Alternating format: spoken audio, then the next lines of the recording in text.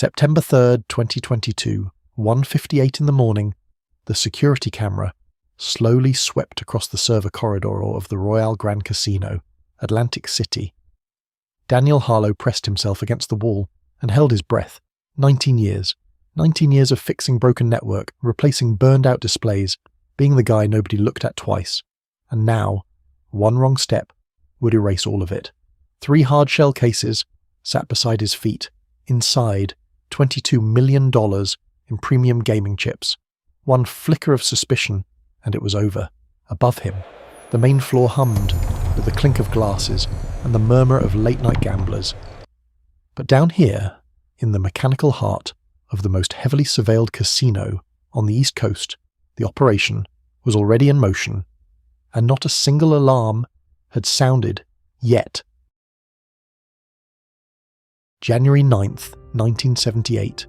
Trenton, New Jersey. Daniel Harlow grew up surrounded by broken things.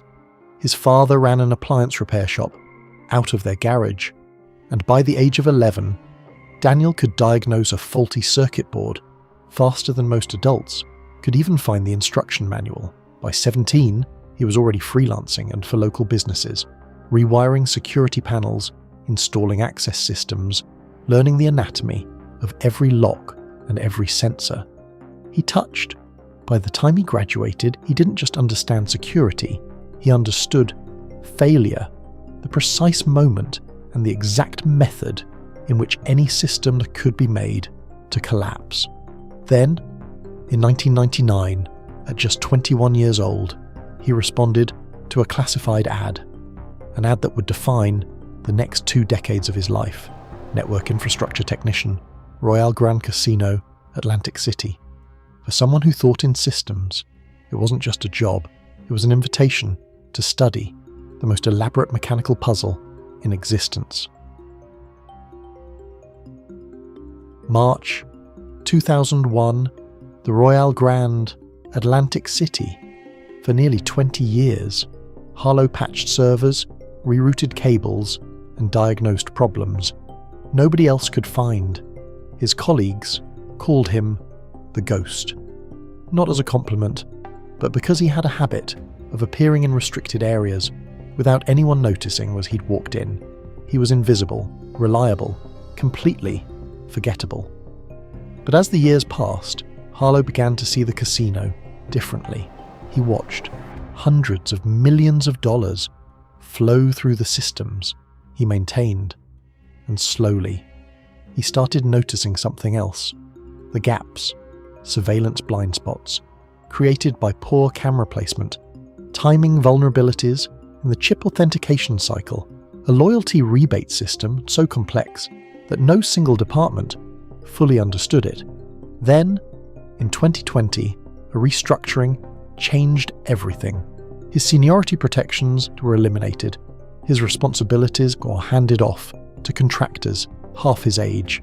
And in that moment, something shifted in Daniel Harlow. He stopped seeing the casino as a workplace. He started seeing it as a blueprint. April 2020. Harlow's apartment, Atlantic City. The first 18 months were pure research. Harlow documented surveillance coverage patterns, catalogued staff rotation schedules, and identified the exact camera positions he would need to neutralize. Using his maintenance access, he quietly mounted micro lenses in key service corridors, not to steal anything, not yet, but to build something far more valuable, a library of ordinary footage, normal nights, predictable routines, hours of completely unremarkable activity, footage that could later be looped back into the system to hide something far less ordinary. At the same time, he began constructing a corporate identity. November 2020, Atlantic Integrated Systems, LLC, registered as a legitimate electronics contractor, documented service agreements across 3 regional casinos. The company was real. It paid taxes, had a website, a phone number, and a paper trail. stretching back 14 months. Nothing out of place, nothing suspicious. And then he created something even more dangerous: fictional player profiles, detailed gambling histories, built slowly across multiple platforms, complete with realistic losing streaks and gradual account escalation. Every detail carefully engineered. These accounts would become the backbone of a financial scheme, so quiet, so precise, that the casino's own software would process it willingly. November 2021, various locations, Atlantic City. After a year and a half of preparation, Harlow began reaching out, carefully, indirectly, and only to people he had studied for months beforehand. Rita Carmona. She had managed a baccarat table at the Royal Grand for 11 years, until a disputed termination left her without income and without a reference. She understood chip handling protocols better than anyone Harlow had ever seen on the floor. Santos Melo, owner of a legitimate print and ID services firm. His equipment could replicate RFID encoding with near-perfect accuracy. Years earlier, he had asked Harlow to look the other way on a background discrepancy. Harlow had. That debt sat between them, unspoken, until now. Patricia Wren, 7 years, at the main cashier cage, methodical, trusted, and completely overlooked. She'd watched 3 male colleagues receive promotions she'd earned, and not once did she complain. Her patience, Harlow calculated, had a ceiling. And then, Noel Farris, overnight surveillance, a compulsive sports betting habit, had buried him in debt to people he couldn't delay much longer. Harlow didn't offer him money, not at first. He offered him something else. A way out, a new city, a clean slate, and enough to start over. One by one, they listened. And what Harlow described wasn't a robbery. It was something far more dangerous, a redirect. The casino's own systems, its promotional software, its maintenance infrastructure, its blind trust in familiar faces would do most of the work. April 28th, 2022, Harlow's apartment, blueprints of the Royal Grand service level, covered the dining table, printed schedules, filled a binder. Every team member knew exactly 2 things: their role and nothing else. No overlap, no full picture, just fragments of a larger design. The reason this works, Harlow told them, is because every piece of it looks normal. Individually, each action is routine, forgettable, invisible, but together they form something else, something the casino won't understand until it's already over. The operation would unfold across 5 days, early September 2022, not rushed, not chaotic, but precise, measured, controlled. Harlow had calculated everything, the limits, the thresholds, the exact point is where suspicion becomes alarm. $240 million, that was the number, the maximum extractable amount before the casino's anomaly detection systems would trigger alerts, too urgent to ignore. It was a number, large enough to matter, but small enough to remain invisible until the final moment. September 1st, 2022, the Royal Grand. Harlow arrived for his night shift at 10:45 p.m, carrying the same worn equipment bag he'd brought to work for nearly 2 decades. But tonight, something was different. Hidden beneath a false panel inside the bag sat a compact microprocessor, custom-built to introduce cascading irregularities into the casino's gaming network. Small errors, intermittent, hard to trace. The kind of problems that would keep an entire technical team busy for days. The device needed to be installed in the sub-basement data hub. Access wasn't the problem. Harlow had already authorized it. The real challenge was timing. 11:40 p.m. He descended to level B2. The corridor, cold, fluorescent, lined with conduit and the constant, low vibration of server racks. He moved like a technician, deliberate, unhurried, because the cameras were still live. Inside the hub, he found the correct rack, opened the service panel, his hands, steady, precise, 30 seconds, that's all it took. The device slid into place between two existing boards, invisible to anything short of a targeted inspection. Then, a voice. "Hey, what are you doing in here?" Harlow turned slowly. A security guard stood in the doorway, early 30s, name badge, G. Trumbull, expression, skeptical. "Running a diagnostic," Harlow said, calm, controlled. He gestured to his open laptop. "Third floor is dropping packets intermittently. I traced it back here before I call it in. Otherwise, I'm filing a report on a ghost." Trumbull stepped forward. "That's not on tonight's maintenance schedule. Neither is losing table revenue to a network issue nobody can reproduce in the morning. I can leave it if you want. Write it up. But if it spikes during the Saturday crowd," he looked directly at him, "that conversation's coming back to both of us." Silence. Then, Trumbull stepped aside. "Wrap it up fast," Harlow nodded, packed his tools, methodically, no rush, no mistakes. He walked out, took the elevator up, and only when the doors closed did he finally exhale. Hours later, 5:30 a.m., the first machines began to malfunction.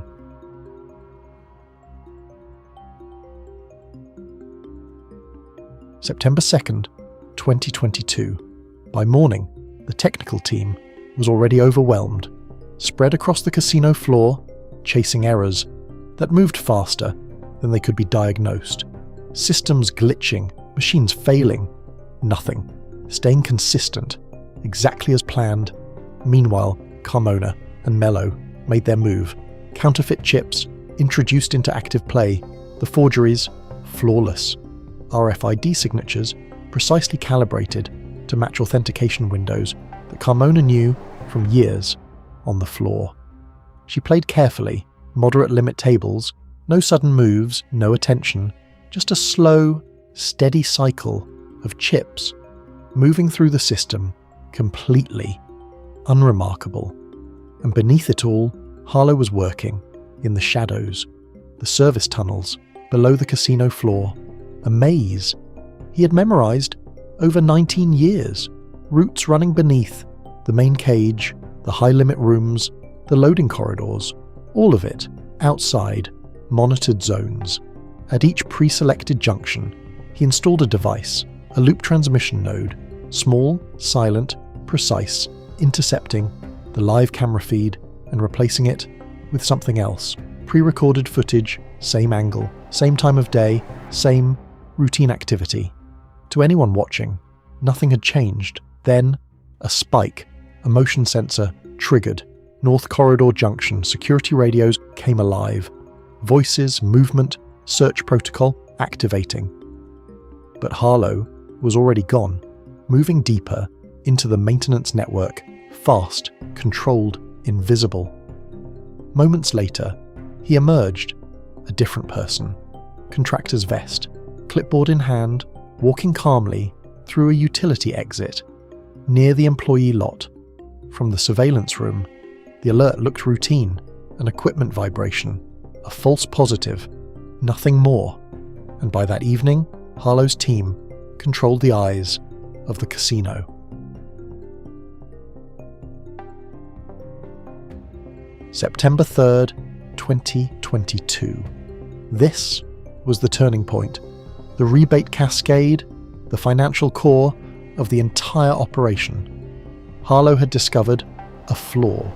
Deep within the Royal Grand's high-value player reward system, under very specific conditions, documented losses could trigger rebate payouts.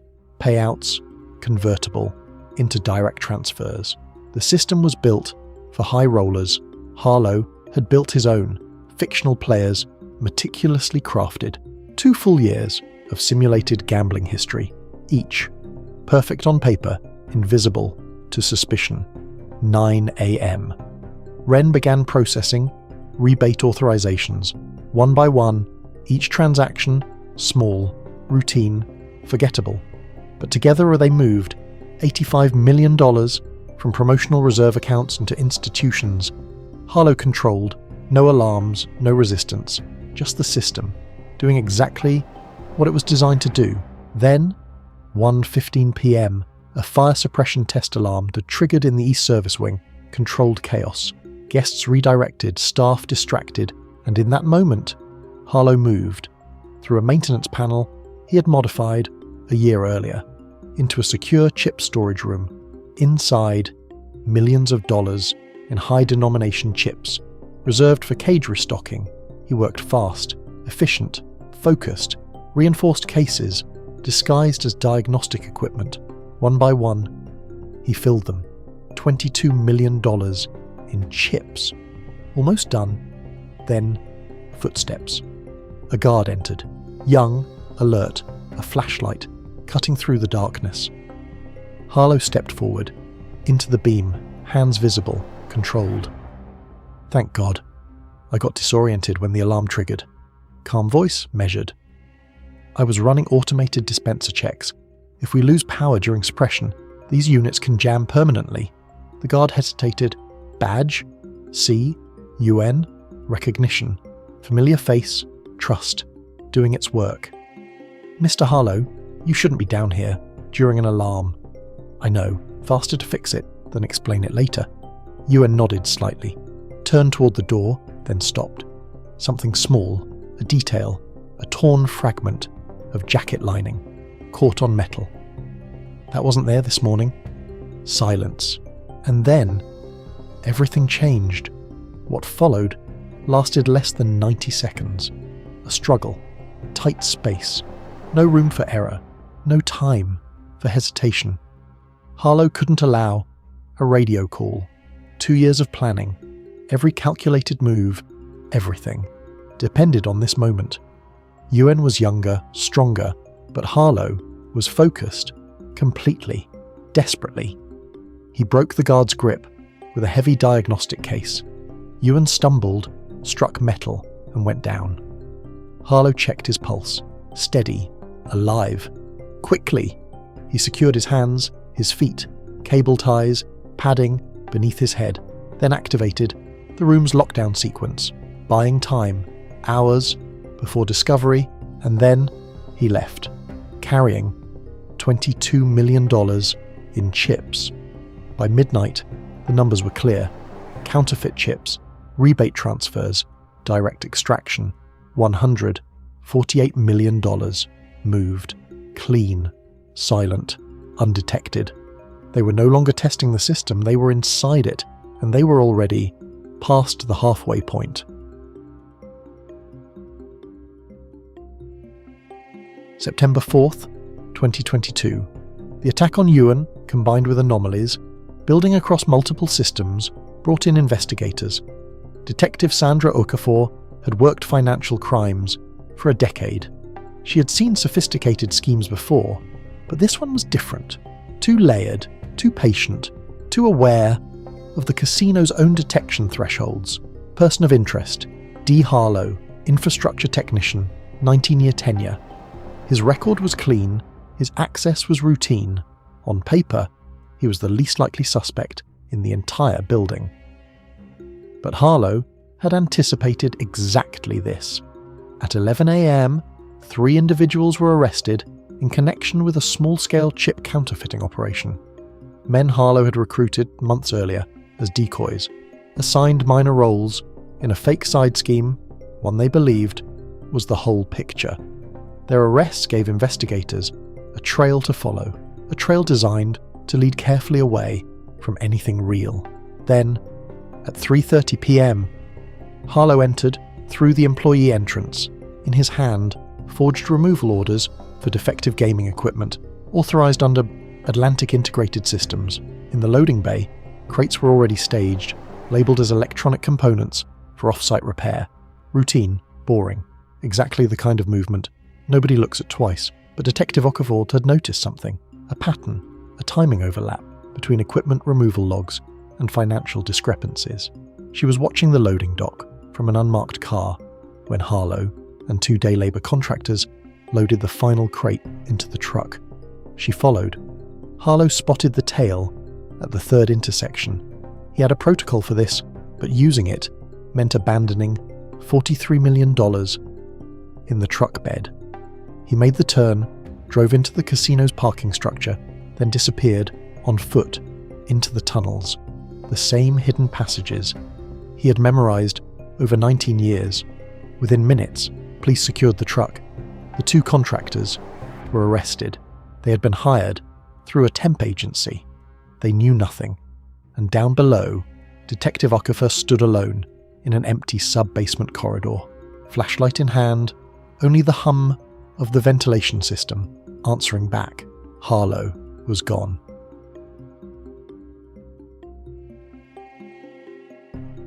September 5th through September 6th, 2022, with 2 associates in custody and surveillance tightening around the casino, Harlow made a decision. He accelerated the timeline. No more delays, no more patience. This was the final phase. At the centre of it all, the Royal Grand Central Vault, the backbone of every high-limit operation, typical reserves, $60 to $100 million. Access wasn't simple. Biometric clearance, dual authorization codes, and a time lock that opened only during scheduled transfer windows. But Harlow had a way in. He created a fraudulent emergency transfer order, designed to appear as if it came directly from the casino's primary banking partner. The reason? An audit discrepancy. Immediate cash movement required unusual, but not impossible, especially after everything that had already happened that week. Inside the system, it looked legitimate, because Wren made it legitimate.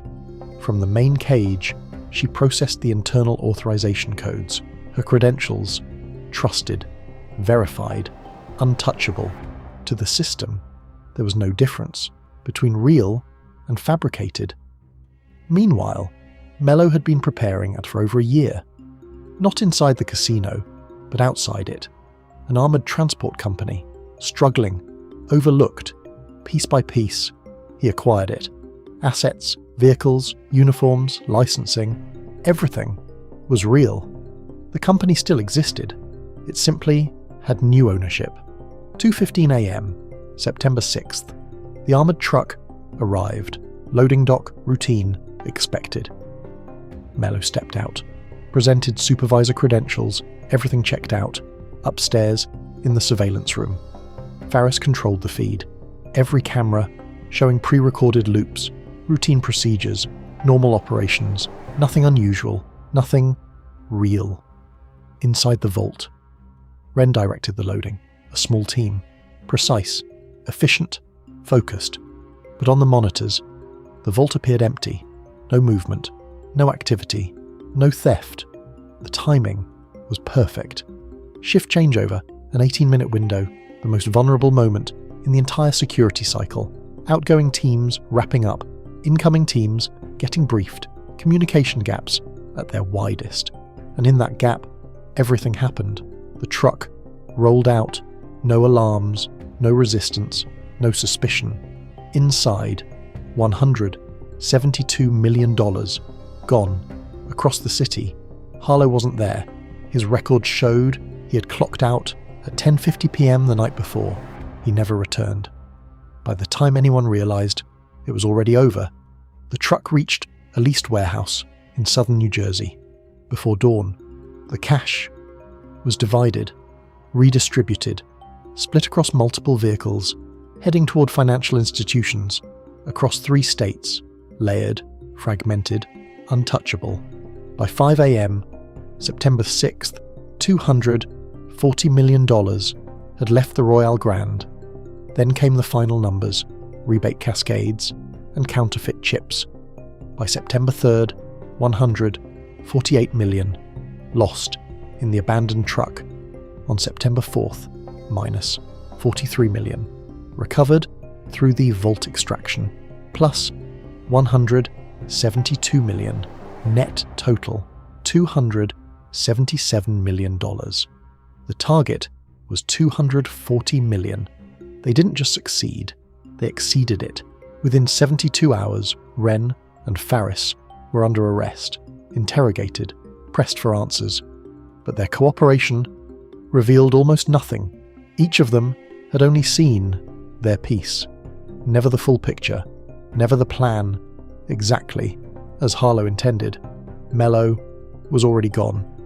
4 days after the final extraction, he crossed the border into Canada. After that, nothing. No confirmed sightings, no records, just silence. Carmona was never found. Investigators believe she assumed a new identity, a skill she had been quietly developing, long before Harlow ever approached her. And then there was Harlow, the last confirmed trace, September 7th, 2022, 6:40 a.m, a passport scan at Newark Liberty International Airport. But the name wasn't his. Raymond Collier, the document, a forgery, exceptional, flawless, indistinguishable from the real thing. Destination, Lisbon. The flight departed without incident. Hours later, it landed. Passengers disembarked.